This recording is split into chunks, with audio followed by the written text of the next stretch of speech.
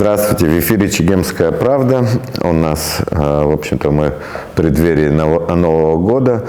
Тем не менее, настроение абсолютно не предновогоднее в стране. Страна до сих пор находится в таком затяжном кризисе, и этот кризис дает практически каждую неделю, каждым день дает о себе знать. Это и кризис с энергетикой, и это стрельба в парламенте, повлекшая убийство депутата Голландзе. Это и полная беспомощность вообще исполнительной власти. Вот с таким настроением, в общем-то, мы, наверное, провожаем этот 24-й год, ну и ожидаем, конечно, находимся в стадии выборов президента Абхазии, следующего президента, который будет все разгребать, все наши хронические проблемы. Сегодня об этом поговорим с нашим постоянным экспертом Астамуром Тани. Астамур, добрый день. Астамур, ну... Конечно, как бы вот то, что произошло в парламенте, и то, что, в общем-то, и вся вот эта реакция, вообще, это вообще как-то... Для меня, в общем-то, это не было такой неожиданностью. У меня такое ощущение, что мы вообще к этому шли. Вот наша политическая система, политическая элита, она вот как бы такие очертания она уже приобретала. Я бы хотел, наверное, чтобы ты тоже свои какие-то взгляды, свои впечатления вообще о происходящем высказал. Ну, несмотря что вот эта произошедшая трагедия, это, конечно, экстраординарный случай. Вот. Но ты прав совершенно. К этому мы шли не один год. Потому что человеческий социум так устроен. Человек всегда моделирует наиболее успешную, повторяет наиболее успешную модель поведения, вот, которая ему приносит наибольшую выгоду.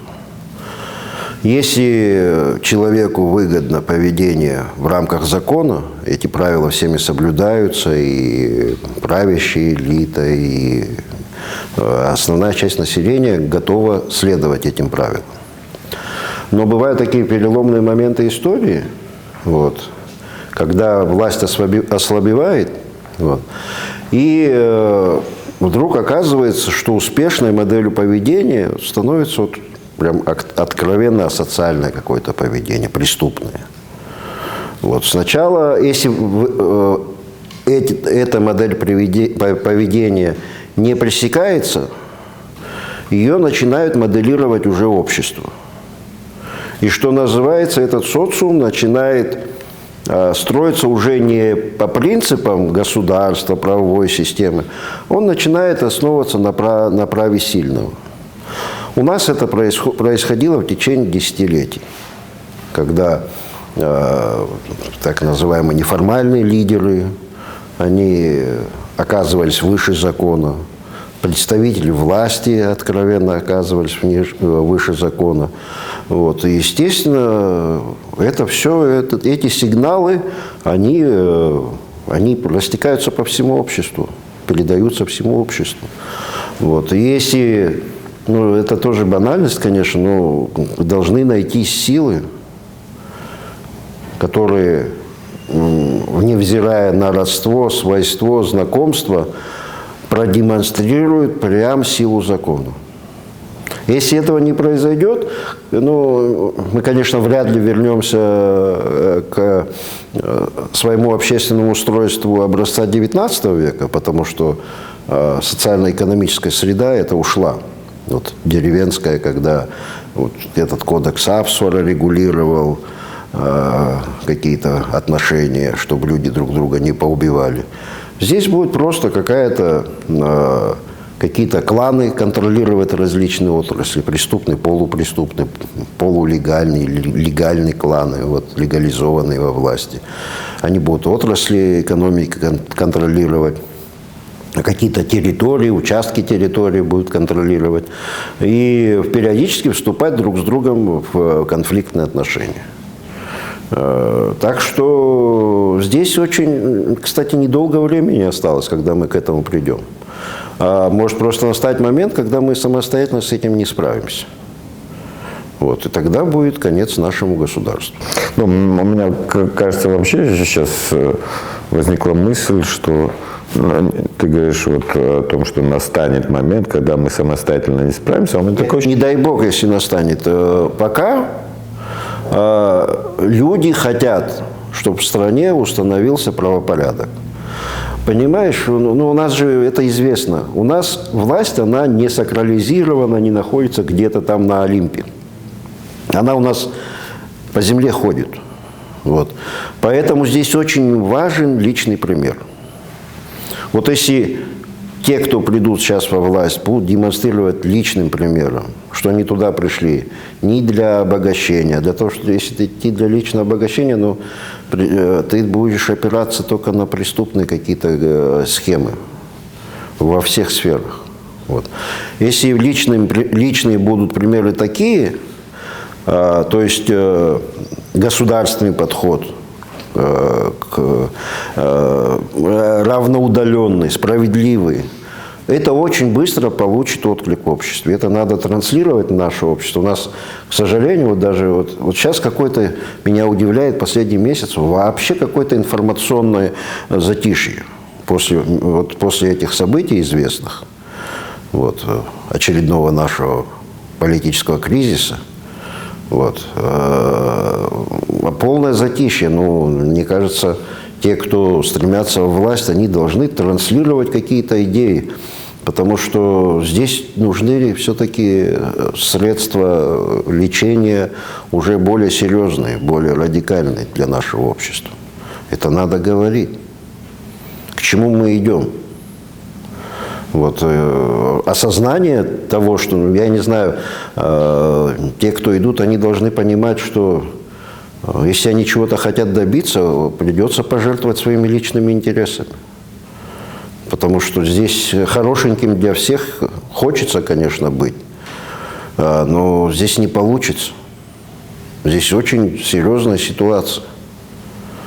Прежде всего, внутренняя ситуация серьезная. Она, естественно, проецируется на наши взаимоотношения с Россией, потому что, ну, таким образом организованное государство, оно не может быть надежным партнером, потому что в нем, вот россияне смотрят, вот здесь есть институты, президент, парламент. Они же экстраполируют то, что у них есть, на нашу действительность, думают, что здесь... Но если есть государственные институты, значит, они за что-то отвечают в этой стране. А на самом деле у них реальной власти нет. Потому что она размывается, постепенно уходит из рук официальных структур неофициальных. А потом все смешается. И улица смешается с официальными структурами. Вот. Ну, у нас, в принципе, мы к этому и давно шли. У нас, если вот так проследить вообще историю наших президентских выборов, эта тенденция, она уже почти отработана. То есть вот этот механизм, он практически отработан. Ну, во-первых, нужны большие деньги, чтобы реально стать президентом, претендовать. Нужны большие деньги. Нужны бойцы, которые будут как бы держать в напряжении, да, там, и показывать какой ты, в общем-то, могучий и сильный. Нужны люди, которые будут знать эту улицу, которые, там, я извиняюсь, там, парализованных старушек будут вытаскивать, чтобы они проголосовали так, как надо. В общем-то, и в итоге, когда ты подходишь к финишу, и тебя избрали президентом, что бы ты ни говорил в свой предвыборный период, о каких бы реформах ты ни заявлял бы, в общем-то, ты уже одинок, потому что вот эти все люди, которые там заседали в твоем избирательном штабе, да, и они там, каждый был со своими интересами, они уже приходят, и ты должен им как бы уже сразу же, в первый же день после инаугурации, после того, как вступил в должность, они уже у твоего порога стоят и все чего-то требуют. И это, если ты заметил, вот у нас любой президент, какая-то у него более-менее активность, что-то хорошее сделать, провести какие-то реформы, это происходит первый год. Дальше как бы все идет по нисходящей. По нисходящей уже последний год он, в общем-то, обеими руками, ногами цепляется за эту власть. И вот это все его окружение, оно вот такое, как бы достаточно криминализированное, то есть оно соответствует нынешнему образу власти, который, в общем-то, привел нас к очередному кризису и с достаточно тяжелыми всякими последствиями. Насколько мы способны вообще эту саму систему побороть? Вот сейчас понятно, что вот идут 5 инициативных групп зарегистрировано.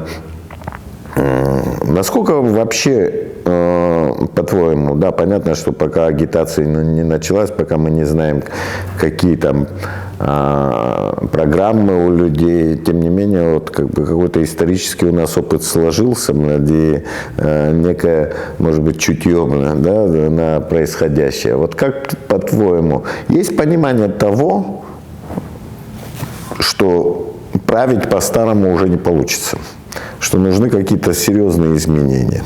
Ну, ты знаешь, к сожалению, за последние 20 лет сложилась вот эта культура, о которой ты говоришь, когда люди не столько апеллируют к общенациональным интересам, сколько исходят из того, что там кого-то затащить, каких-то убедить людей, исходя из их практических интересов, так скажем, коррумпировать, вот, и затащить их как можно больше на выборы. Ну, как показывает практика, мы видим, что после Альтенбаха мы видим постепенное снижение легитимности только что избранной власти. Вот каждый последующий президент, он обладал гораздо меньшей поддержкой нашего общества. Это не только связано с тем, что был пройден вот этот этап войны, непосредственно национально-освободительной борьбы. Нет. Просто наша политическая элита довольно неуважительно стала относиться к нашему обществу, полагая, что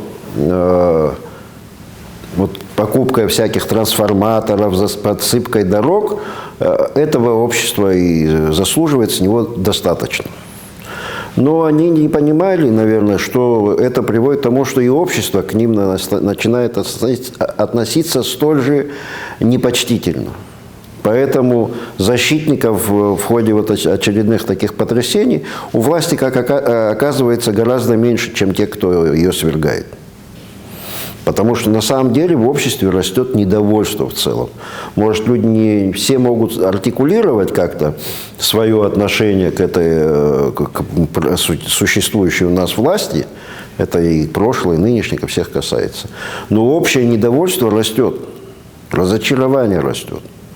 Вот.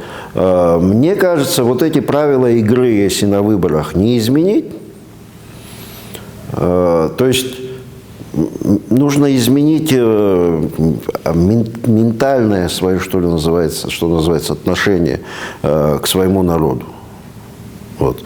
Перестать вот этим заниматься, это стыдно, в конце концов, заниматься откровенным подкупом или каким-то там, не знаю, политическим шантажом.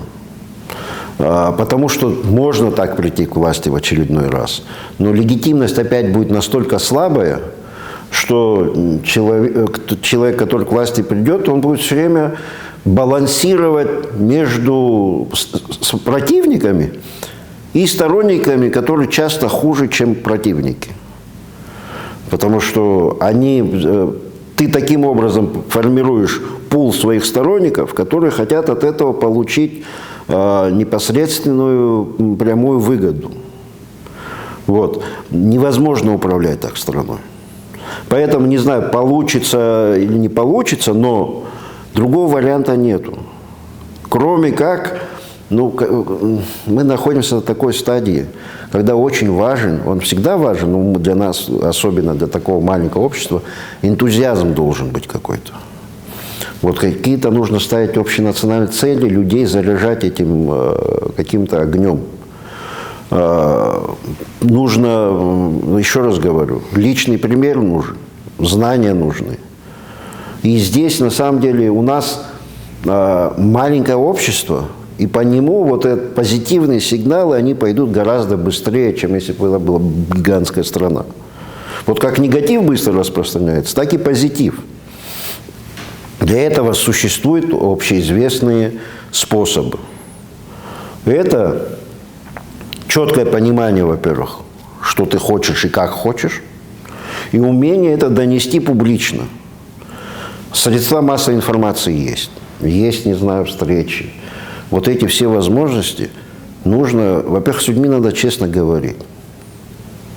Ну, потому что иначе не имеет смысла. Это будет дальнейшее, если мы опять по тому же накатанному 20 лет назад пути пойдем, это будет дальнейшее развращение нашего общества. Опять в нем будет править не закон, а те, кто сильнее, наглее. Вот, если мы к этому стремимся, вот это долго нас, в таком состоянии мы долго на плаву не продержимся. Это 100%. Мы сами захотим, чтобы кто-то извне нас подлечил. А само общество готово вообще к таким? Я уверен, что если ты продемонстрируешь свою искренность, публичный талант, последовательность в достижении этих целей, конечно, поддержит. Да. Так что я не считаю, что ситуация очень тяжелая, но не безнадежна. Ну, в принципе, я тоже с тобой согласен. Мне кажется, в общем-то, за вот эти 20 лет институт президентства у нас, конечно, сильно восприятие, он сильно трансформировался в крайне негативную сторону. И понятно, и сейчас как бы такое восприятие, если во власть, то значит, в общем-то, для обогащения, не для служения государству, народу. Там это такой по остаточному принципу, если что-то там нам перепадет. Если хорошо, если вдруг твои личные интересы совпадут с народными. Да, да. Тогда всем хорошо. Но в реальности, мне кажется, вот ты, когда ты говоришь о количестве людей, да, поддержки и так далее, у нас сейчас вообще любые крайне отрицательный рейтинг вообще ко всей политической элите, да, если вот так суммировать там поддержку масс, да, там вот объяви митинг, да, если даже вот все наши политические организации объявят митинг какой-то общий, да, очень, я думаю, что не более пару тысяч человек придет туда. Но я помню прекрасно тот же 2004 год, когда вот эти две противоборствующие силы, они собирали там достаточно внушительные массы, тогда еще вера была такая, как светлое будущее. Сейчас слишком все цинично просто. Да, много слов всегда, много обещаний, с каждыми выборами будут о реформировании и так далее, но мне кажется, вообще в силу того, что у нас опять же маленькая республика и быстро все люди знают, что, как происходит во власти, кто ворует, кто нет. В любом случае это достаточно хорошо видно. И мне кажется, даже если человек придет туда с желанием и начнет что-то делать, и у него будет не получаться, но при этом общество будет знать, что у этого президента, у его окружения будут чистые руки, я думаю, кредит доверия к нему будет как бы достаточно серьезный. Но если Сейчас уже просто выжидать 5 лет, как у нас обычно. Вот мы же как бы мы как-то привыкли, да, вот это. Главное, лишь бы вот отсидел свой положенный срок. Но потом уже в конце концов, да, вот напряжение такое, что мы даже и не даем досидеть, потому что уже как бы понимаем, что и ждать еще 5 лет вот этого такого марлезонского условного балета, как бы страна не в состоянии. Но сейчас вот, наверное, вот это требуется, вот этот посыл, да, вот на людей, которые с чистыми руками, с чистыми помыслами действительно, может, даже они не знают, как это вот сейчас, как эта конструкция будет выглядеть, да. Это тоже не бином Ньютона. Да, не бином Мы не первые, да. не впервые в мире строим государство. Если все сделать правильно, и результаты будут правильные. Если делать все наоборот, результат тоже будет вывернутый. Вот. Ну, есть, конечно, у нас, конечно, пример, главный, конечно, это Владислав Арзамбов. Вот. Как можно кратко описать его подход? Он был, без этого не обходится, ничего ты творческого не построишь. Он был идеалистом в постановке целей и прагматиком в их реализации. Вот. Подходить цинично к нашему обществу и, исходя из этого циничного отношения, что-то строить невозможно. Это народ надо любить. Иначе не получится. Потому что, если цинично смотреть, то ты можешь прийти к выводу, что здесь ничего не может, ничего нельзя создать. Вот. Здесь все-таки масштабная задача стоит. Ну что, сейчас из нынешнего расклада тех, кто зарегистрировался, что внушает определенный оптимизм? Ну, первое, что бывший президент не будет будущим президентом. Так, это первое. Второе, что среди тех, кто идет, нету людей, которые работали в советских партийных, хозяйственных и правоохранительных структурах. Это люди в основном... Генералов нет. Да, и генералов, к счастью, тоже нет. Да. Потому что сейчас задача у нас для гражданских людей, которые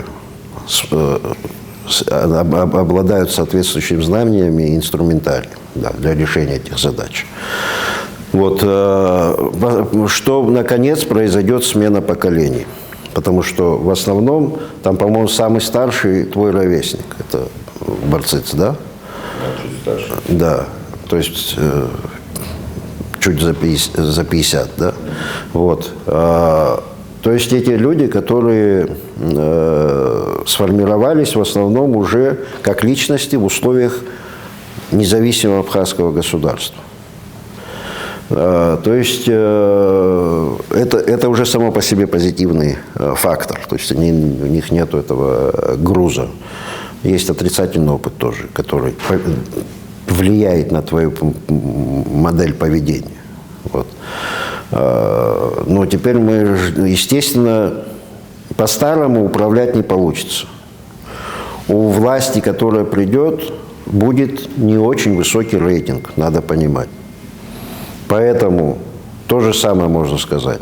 Если первые полгода не будет сформирован вектор, который будет поддержан обществом, и люди поймут, что да, вот наконец пришли люди, команда, которые не для перераспределения должностей пришли, а пришли на самом деле вложить свои силы, здоровье и вытащить страну из состояния банкротства в полном смысле слова. Мы находимся в состоянии банкротства и в материальном смысле слова, и в духовном смысле слова. Потому что люди, разуверившееся общество, его же надо в чем-то убедить. Оно должно поверить, что у них есть перспективы, у детей есть перспективы, что здесь стоит жить, что стоит здесь рожать детей. Никакие вопросы здесь невозможно решить. Ни демографические, никакими заклинаниями эти вопросы не решаются. Это нужна последовательная большая работа. Вот, иначе это все останется опять благими пожеланиями, потому что у всех программы за последние 20 лет, я думаю, одинаковые были примерно. Вот, за все хорошее против всего плохого. Это превратилось в разновидность застольного тоста на эти программы. Поэтому если первые полгода не будет продемонстрировано что-то яркое, последовательное, смелое, честное, если не будет показана команда такого рода, вот, будет опять проблема низкой легитимности. Через полгода эта власть будет не способна решать никакие проблемы. Она будет заниматься тем же, что предшественники. Протянет она 5 лет или нет, я не знаю. Вот в этом случае. Но в любом случае вызовов много, и один из вызовов, наверное, это отношения с Россией. У нас впервые за долгие годы, точнее с 2004 года, Москва, в общем-то, определенные сигналы дает, на кого она ставит в этой президентской гонке. То есть у нас как-то сейчас еще появился некий контекст, то, что в абхазской политической среде есть якобы антироссийско настроенные силы. И, к сожалению, этот тренд был запущен вот уходящей властью, бывшим президентом Асланом Бжани и его окружением. Я не знаю, с какой целью. Видимо, как-то удержать и как-то показать, что... Но он оказался в условиях потери поддержки в обществе. И оставался один способ задержаться у власти – это получить внешнюю поддержку. А для этого нужно было кого-то обвинить. Ну, ты знаешь, мне кажется, что пока я, честно говоря, не вижу такого явного фаворита, что называется, Москвы. Вообще в этом смысла никакого нету. Я тоже удивляюсь, зачем. Да, это вообще не лишено какого-либо практического смысла, потому что на самом деле ценность, вот абхазы, много раз говорили мы это здесь в нашей передаче, абхазы, конечно, строптивый народ, очень неуютный, неудобный, но только на такого союзника можно опереться. Если здесь будет все какое-то пластилиновое, аморфное и так далее, исторический процесс такой, благоприятные времена сменяются неблагоприятными временами. Лучше иметь союзника, который имеет свое мнение, свою позицию, свое «я», самоуважение. Вот с таким союзником легче выстраивать отношения. Вот. Еще раз, это же тоже очевидно и банально. Для Абхазии Россия является гарантом сохранения народа и государства. Вот. И Абхазия, естественно, будет этому союзу придерживаться. Но если будут возникать, допустим, угрозы этим базовым ценностям, естественно, абхазское общество, как это сейчас произошло, оно будет выражать недовольство. Никто не захочет оказаться у себя на родине в качестве обслуги, там, еще каких-то... тем более у нас же еще какие проблемы стоят? У нас мы маленький народ, у нас выживание проблемы стоит. Мы на самом деле... в угрожающем состоянии находимся. У нас многие годы систематически не решаются вопросы, такие как у нас везде написано и законы, вот тоже, знаете, мы фетиш делаем, конституционная реформа, изменение законодательства, все нужно, конечно. Законодательные рамки надо создавать. Но вот, допустим, у нас есть закон о государственном языке, но фактически он не работает. У нас абхазский язык, он на грани выживания находится. Ну, у нас Астамуров много о чем не работает. Базовые вещи. Базовые вещи. Для чего это государство нужно? Чтобы сохранился абхазский народ и со своей культурой, со своим языком. Иначе оно зачем нужно? Оно не нужно, не рентабельно, смысла не имеет. Вот, если наше государство эти базовые вещи не защищает, зачем оно нужно? Нет в нем никакого, ни малейшего смысла. Вот. Поэтому мы не должны ставить телегу впереди лошади. Наша первоочередная задача – это сохранить свою нацию, свое лицо, свой язык, дать возможность. Я не говорю законсервировать какую-то архаику. И это невозможно. Но здесь должно быть, иметь смысл говорить на абхазском языке, например. Да, вот эти вещи систематически нашим государством многие годы не решаются, все остается на уровне заклинаний. Так, возвращаясь к отношениям. Возвращаясь. Да. Я не вижу никакого смысла, чтобы сделать здесь на кого-то ставку. Потому что кто бы ни пришел, представим даже себе, нашелся какой-то агент ЦРУ и пришел к власти в Абхазии. Но здесь что-то ты вопросы безопасности не решишь, экономические вопросы без России не решишь, коммуникационные вопросы без России не решишь, вопросы свободы передвижения без российского паспорта ты не решишь. Товарооборот в основном с Россией не решишь. Ну, это же объективная вещь. Ты же не научишь пингвина летать. Ему зачем это? У него другой образ жизни. Вот. То же самое и здесь. То есть не надо это самого себя пугать такими страхами. Если Россия будет продолжать играть такую ведущую роль в нашем регионе, проводить эффективный внешнеполитический, экономический и так далее курс, то, естественно, у нее здесь у России позиции сохранятся. То есть это совершенно не зависит от того, кого Россия здесь сделает ставку. Но, тем не менее, в общем-то, недовольство России было вот в этот период, по крайней мере, последние месяцы ярко выражено. Это были и заявления.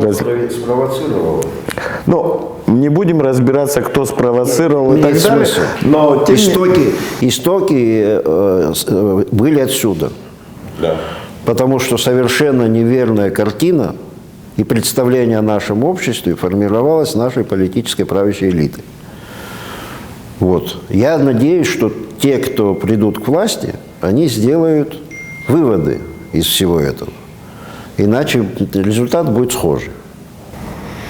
Но ты прогнозируешь, что все-таки после президентских выборов... Надо честный диалог выстроить с Россией, сказать, какие у нас красные линии существуют, для чего нам все это нужно, что мы сохранить хотим свое государство, контроль. А государство зачем? Нация может существовать, если она осуществляет эффективный контроль над территорией, над своими национальными ресурсами. Иначе, не обладая всем этим, ты не можешь существовать как нация. Начнется период распада. И все дойдет до уровня фольклорного ансамбля. Вот. Если у нас задача сохранить рычаги для того, чтобы наша нация развивалась, нам эти показатели нужны. Контроль над собственной территорией, над собственной экономикой. На этом мы, в общем-то, будем завершать. Я еще раз напоминаю, что это наша последняя передача в этом году. Встретимся уже в следующем году. Поэтому, в общем-то, я желаю, не только я, наверное, и Астам. Ты позволишь мне тоже? Да. Я желаю мира, добра, работы, деятельности во благо своей семьи, во благо своего государства, своего народа. Я надеюсь, что вы все будете живы, здоровы, и у вас будут здоровые мозги. Мы будем все думать в правильном, позитивном направлении. Астамур, добавь, да, что... Я тоже хочу присоединиться к пожеланиям. Вот. Все-таки у нас есть перед глазами наши собственные примеры. Их как позитивные, так и негативные. Дай Бог, чтобы мы в этом году смогли вооружиться хорошими примерами. Есть у нас здесь много талантливых, умных людей. Здесь отзывчивое, в принципе, общество. Здесь можно добиться успеха. Вот, я желаю всем нам, чтобы мы вместе добились успеха. и смогли обеспечить надолго благополучие и нашей страны, и наших семей. Вот. Всем мира, добра и здоровья желаю. Нас можно смотреть на YouTube-канале «Чегемская правда», на YouTube-канале. Нас можно смотреть на странице «Чегемской правды» в Facebook. Какие-то комментарии можно видеть на моем телеграм-канале «Иналхашик Чегемская правда». С наступающим Новым годом! Будьте здоровы, будьте счастливы. До свидания, до новых встреч. До свидания. Увидимся.